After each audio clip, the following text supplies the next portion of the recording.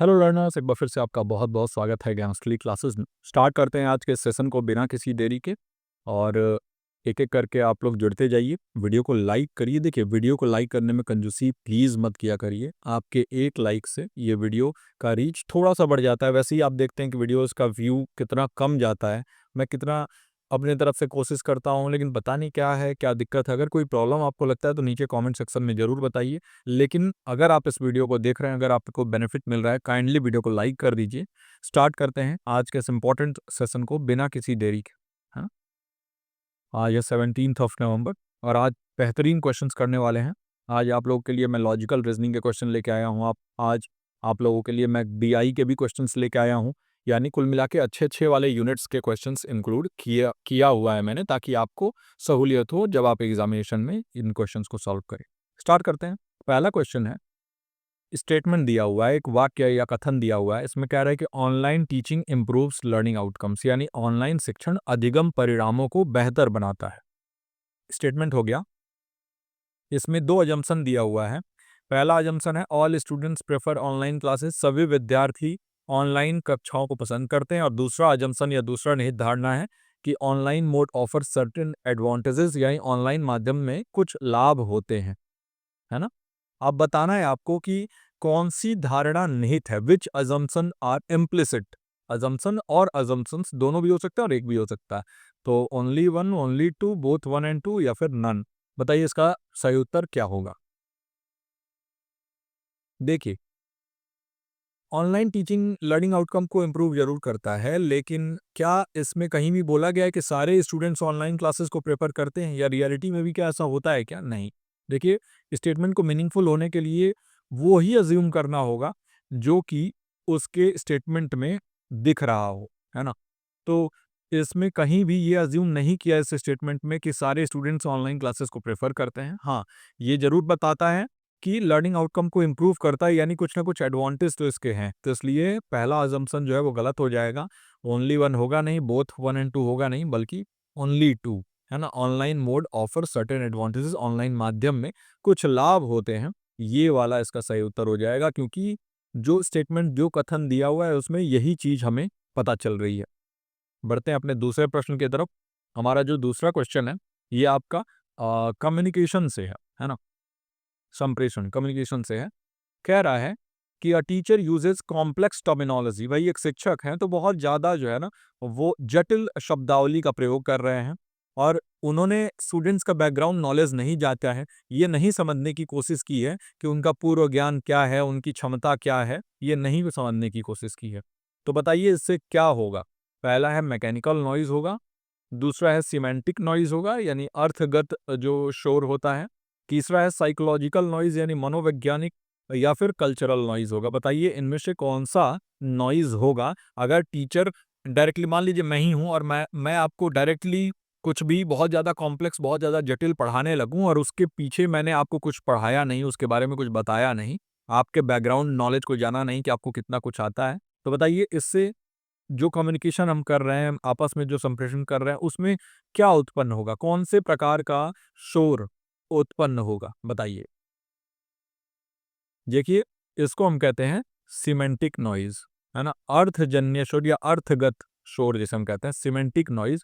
Semantic noise मतलब क्या होता है भाई? कंफ्यूजन हो जाएगा बच्चों को, क्योंकि हम डिफिकल्ट वर्ड्स का इस्तेमाल कर रहे हैं, है ना, बहुत ज़्यादा जटिल शब्दावली का प्रयोग कर रहे हैं।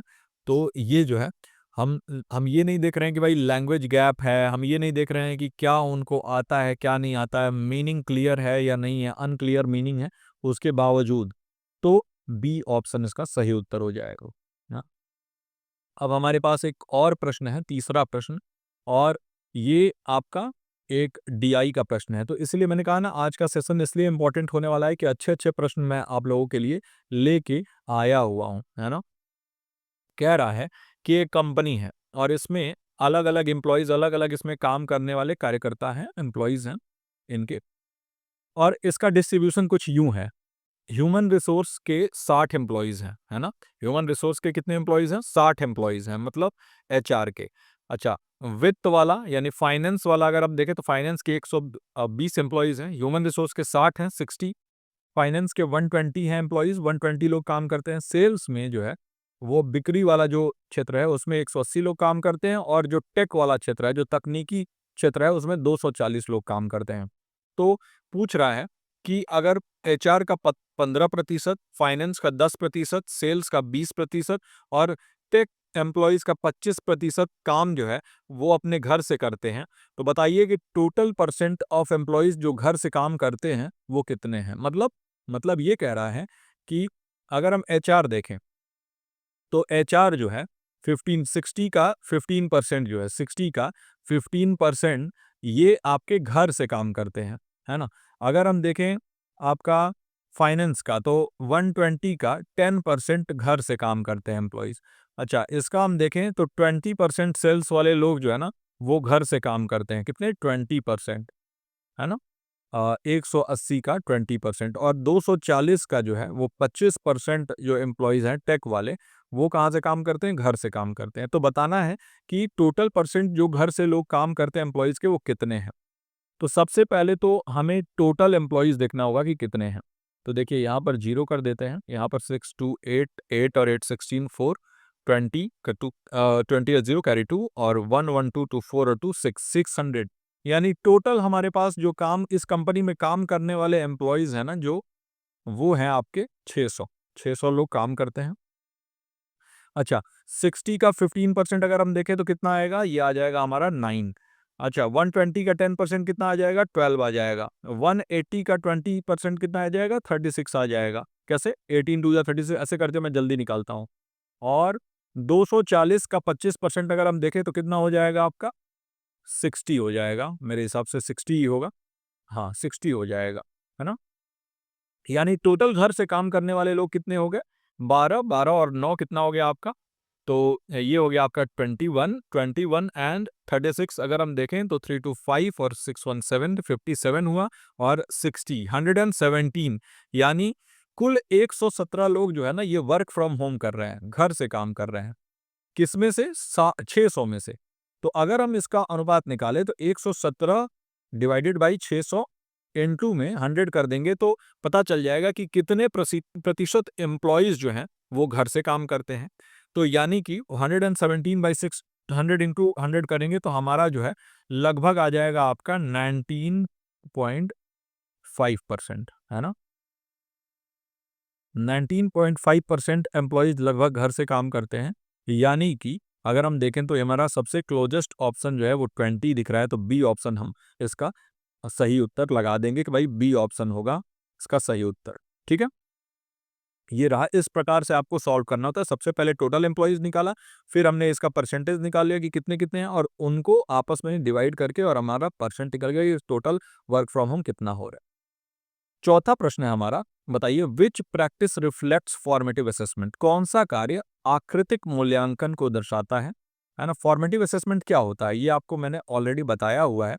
जब भी हम अपने कक्षा के दौरान ही कुछ मूल्यांकन या आकलन करते हैं उसको हम फॉर्मेटिव असेसमेंट करते हैं। ड्यूरिंग द लेक्चर होता है ये, है ना। ये आफ्टर द लेक्चर नहीं होता। ये किसी प्रकार से आपको अगले क्लास में पहुंचाने या आपको डिग्री, डिप्लोमा या सर्टिफिकेट देने के लिए नहीं होता है, बल्कि आपके करंट प्रॉब्लम को समझने, आपके करंट दिक्कतों को समझ के और टीचर को मौका देता है कि वो सुधार करें उनके उनके पढ़ाने के तरीके और आपके समझाने के तरीके, ताकि आप अच्छे तरीके से समझ सकें एज ए स्टूडेंट, है ना। तो कह रहा है कि कौन-सा इनमें से कार्य किया जाएगा, तो वो कहा फॉर्मेटिव असेसमेंट कहलाएगा। पहला है एंड सेमेस्टर एग्जामिनेशन। देखिए मैंने पहले ही बोला कि एंड सेमेस्टर एग्जामिनेशन आपको अगले कक्षा में ले जाने और आपका अभी तक जितना भी ज्ञान आपने अर्जित किया है उसका एक परीक्षण होता है। तो ये तो बिल्कुल नहीं होगा। Surprise unit test during teaching हो सकता है। यूनिवर्सिटी एंट्रेंस एग्जामिनेशन बिल्कुल नहीं होगा क्योंकि ये एंट्री के लिए एक एग्जामिनेशन होता है। नेशनल अचीवमेंट सर्विस इसका कोई लेन-देन नहीं है। यानी बी ऑप्शन। मान लीजिए कि कक्षा में अध्यापक एक ही बार सरप्राइज टेस्ट ले लेते हैं। आज आप गए क्लास करने और आपका यूनिट टेस्ट सरप्राइज टेस्ट हो जा रहा है। आपको पता नहीं है पहले से कि आपका टेस्ट होने वाला है। तो उसको हम फॉर्मेटिव असेसमेंट, क्योंकि वो ड्यूरिंग द क्लास हो गया, है ना, कक्षा के दौरान ही ले लिया गया, पहले से बताया नहीं गया, बच्चों को रेडी होने का समय नहीं मिला, तो ताकि उनके करंट नॉलेज और उनके प्रॉब्लम्स को टीचर समझ सके। तो बी ऑप्शन इसका सही उत्तर हो जाएगा। अब हम चलते हैं अपने पांचवें प्रश्न की तरफ। कह रहा है कि एक शोधकर्ता है, एक रिसर्चर है, वो एक रेयर कल्चरल ग्रुप को, एक दुर्लभ सांस्कृतिक समूह को उसके नेचुरल इन्वायरमेंट, उसके प्राकृतिक वातावरण में बिना हस्तक्षेप, बिना किसी इंटरफेरेंस के, बिना हस्तक्षेप के अध्ययन करते हैं। तो बताइए ये मेथड क्या कहलाएगा, है ना? ऑलरेडी मैंने आपको पढ़ाया हुआ है रिसर्च में, experimental research, ethnographic research, x post facto research या फेनोमेनोलॉजिकल रिसर्च। तो बताइए क्या होगा इसका सही उत्तर, है ना? बहुत आसान है, अगर आपने थोड़ा भी अच्छे से पढ़ा होगा तो आपको पता चल जाएगा। देखिए एक्सपेरिमेंटल रिसर्च जो है ना, ये कंट्रोल्ड कंडीशन में होता है। आप यहाँ पर बहुत सारी चीज़ें कंट्रोल करते हैं, चरों को कंट्रोल करते हैं, जो आपके चर होते हैं, है ना? वेरिएबल्स होते हैं, उनको आप कंट्रोल करते हैं और बहुत सारी चीज़ें एक लैब के अंदर या 4 दीवारों के अंदर होता है। तो एक्सपेरिमेंटल रिसर्च में ये बिल्कुल नहीं हो, क्योंकि ये कह रहा है नेचुरल एनवायरनमेंट में हो रहा है, प्राकृतिक वातावरण में उनके हो रहा है। जो वो ग्रुप है ना, कोई भी समूह हो सकता है, कोई ग्रुप हो सकता है, कोई जनजाति हो सकता है, जनजाति जो जंगलों में रहते हैं, जनजाति बहुत सारे रहते हैं ना, तो उनमें से कोई भी हो। अच्छा, एक्स पोस्ट फैक्टो किसी भी घटना के घटने के बाद एज़ इट इज़, अगर उस चीज़ को आप जो है उसमें कोई बदलाव आप नहीं कर सकते हैं, लेकिन वो घटना घटित होने के बाद होता है, तो उसको हम एक्स पोस्ट फैक्टो कहते हैं, तो ये भी नहीं होगा। फेनोमेनोलॉजिकल रिसर्च, कोई भी फेनोमेना समझना चाहते हैं, कोई भी कि कौन-सी चीज़ें कैसे हो रही हैं स्टेप बाय स्टेप, तो इसके लिए होता है। एथनोग्राफिक रिसर्च जो होता है ना, यही इसका सही उत्तर होगा। इसको हम कहते हैं नृवंशीय शोध या नृवंशीय अध्ययन जो कहते हैं आप। इसमें लॉन्ग नेचुरल इमर्सिव ऑब्जर्वेशन आप करते हैं। क्या करते हैं? एक तो इसमें अवलोकन के माध्यम से ऑब्जर्वेशन करते हैं, नेचुरल एनवायरनमेंट में आप करते हैं, बिना किसी छेड़छाड़ के करते हैं। ये काफ़ी लंबे समय तक चल सकता है, ये काफ़ी नेचुरल एनवायरनमेंट में होता है और इसमें जो रिसर्चर हैं वो डूब जाते हैं बिल्कुल, वो उन ग्रुप का पार्ट बन जाते हैं, ताकि उस ग्रुप को पता भी ना चले कि हमारे ऊपर रिसर्च किया जा रहा है। जिसको हम कहते हैं एथनोग्राफिक रिसर्च, नृवंशीय शोध, है ना? तो यही होगा इसका सही उत्तर। अनुसंधान या शोध कुछ भी कह लें, तो ये इसका सही उत्तर होगा बी ऑप्शन। अब एक आसान सा प्रश्न है, which of the following is non volatile memory? ICT का प्रश्न है ये आपका, इंफॉर्मेशन एंड कम्युनिकेशन टेक्नोलॉजी का। इसमें से कौन सा एक वॉलेटाइल मेमोरी नहीं है, यानी नॉन वॉलेटाइल मेमोरी है ना? नॉन वॉलेटाइल मेमोरी और वॉलेटाइल मेमोरी क्या होता है? वॉलेटाइल मेमोरी जो होता है ना, ये टेम्पररी होता है, यानी इस मेमोरी में आप कुछ भी स्टोरेज स्टोर करेंगे तो ये कुछ ही चंद सेकंड, मिनटों या घंटों के लिए होता है, और जैसे ही आप अपना सिस्टम बंद करते हैं तो ये सारी चीज़ें हट जाती है। जैसे इसका एग्जांपल हो गया रैम, है ना? अच्छा, अगर मैं बोलूँ कि सबसे फास्टेस्ट, इसमें से मैं एक और क्वेश्चन निकालूँगा आपके लिए, है ना? तो देखिए रैम, कैश, रोम और रजिस्टर, इनमें से सबसे फास्टेस्ट मेमोरी कौन-सा है बताइए? देखिए सबसे फास्टेस्ट अगर बोले तो वो है रजिस्टर, है ना? रजिस्टर जो है वो क्या होता है, जब आप अपने कंप्यूटर, लैपटॉप को स्टार्ट करते हैं तो उस समय स्टार्टिंग फंक्शन में सारी चीज़ें आपस में कनेक्ट करना और बूट अप करना, उसके लिए रजिस्टर्स का इस्तेमाल होता है। वो बहुत फास्ट मेमोरी होता है, लेकिन बहुत छोटा उसका स्टोरेज होता है, उसमें बहुत कुछ आप स्टोर नहीं कर सकते। वो भी एक वोलेटाइल मेमोरी होता है, वोलेटाइल मेमोरी होता है। तो ये भी नहीं होगा इसका सही उत्तर। अच्छा, कैश मेमोरी क्या होता है? जैसे आप अपने पासवर्ड, जैसे गूगल क्रोम में आप कोई भी वेबसाइट अगर चला रहे हैं, उसमें आप पासवर्ड कुछ स्टोर करते हैं या कोई भी चीज़ स्टोर करते हैं, तो आपके पासवर्ड या आपका डेटा कुछ छोटे-छोटे डेटाज़ को स्टोर करने के लिए कैश मेमोरी का इस्तेमाल होता है ना? तो ये भी नहीं होगा, ये भी एक वोलेटाइल मेमोरी ही होता है। रैम मतलब रैंडम एक्सेस मेमोरी, ये तो वोलेटाइल मेमोरी होता ही है।